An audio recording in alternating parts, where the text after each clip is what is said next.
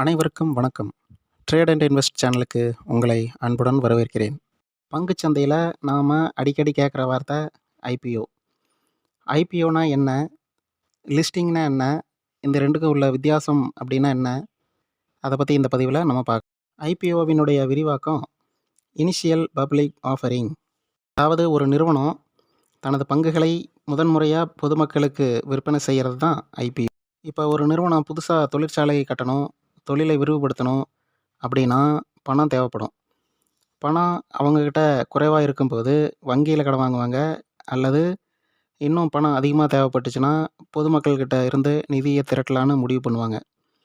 அதனால் தங்கக்கிட்ட இருக்கிற பங்குகளை விற்று பணம் திரட்டுவாங்க. அப்படி பங்குகளை விற்க வேண்டும் அப்படின்னா ஐபிஓ மூலமாக தான் முதலாக பொதுமக்கள்கிட்ட விற்கும். உதாரணத்துக்கு ஏபிசி என்ற நிறுவனம் ஒரு பங்கின் விலையை ரூ.100 நிர்ணயித்து ரூ.110 வெளியிடுறாங்க. நீங்கள் அந்த ஐபிஓவில் 10 பங்குகளுக்கு விண்ணப்பிக்கிறீங்க. மொத்த முதலீடு ரூ.1000. இந்த கட்டத்தில் நீங்கள் பங்கு சந்தையில் வாங்கவில்லை, நிறுவனத்திடம் இருந்து தான் நேரடியாக வாங்க முயற்சி செய்கிறீங்க. அடுத்து ஐபிஓ விண்ணப்பிக்கும் காலம் முடிந்த பிறகு அனைவருக்கும் பங்குகள் கிடைக்காது. தேவை அதிகமாக இருந்தால் தான் சிலருக்கு மட்டும்தான் பங்குகள் இதைத்தான் அலாட்மெண்ட் என்று சொல்லுவாங்க.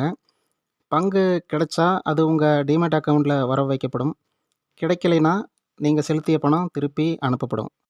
இப்போது லிஸ்டிங் அப்படின்னா என்னென்னு பார்ப்போம். ஐபிஓ முடிந்த பிறகு அந்த நிறுவனத்தினுடைய பங்குகள் என்எஸ்சி அல்லது பிஎஸ்சி பங்கு சந்தையில் வர்த்தகத்துக்கு வரும். அந்த நாளைத்தான் லிஸ்டிங் டே அல்லது பட்டியலிடும் நாள் அப்படின்னு அழைக்கிறாங்க. அன்றிலிருந்து யார் வேண்டாலும் அந்த பங்குகளை வாங்கலாம், விற்கலாம் பங்கு சந்தையில். நீங்கள் ஐபிஓவில் ரூ.100 வாங்கின பங்கு லிஸ்டிங் டேவில் ரூ.120 ஆரம்பிச்சதுன்னா ஒரு பங்குக்கு ரூ.20 உங்களுக்கு லாபம்.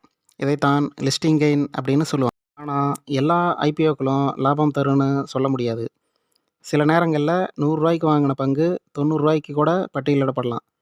அப்போ ரூ.10 நஷ்டமும் ஏற்பட வாய்ப்பு இருக்குது. ஐபிஓ என்பது நிறுவனத்திடமிருந்து முதன்முறையாக பங்குகளை வாங்கிறது. லிஸ்டிங் டேவுக்கு பிறகு மற்ற முதலீட்டாளர்கிட்டருந்து பங்குகளை வாங்கவும் முடியும், விற்கவும் முடியும். இந்த வீடியோ பிடிச்சிருந்தா லைக் பண்ணுங்கள், ஷேர் பண்ணுங்கள், சப்ஸ்கிரைப் பண்ணுங்கள். Thank you friends.